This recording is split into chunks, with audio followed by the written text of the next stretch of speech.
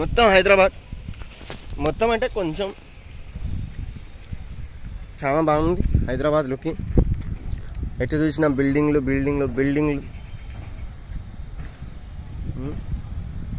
మధ్యలో కొండలు, కొండ ప్రాంతాల మధ్యన బిల్డింగ్స్.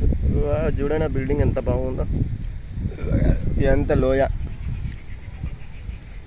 ఎంత లోతున్నది చూడండి, మధ్యలో చెట్లు. కొంచెమన్నా మంచిగా ఉన్నదా లేదా లుకింగ్?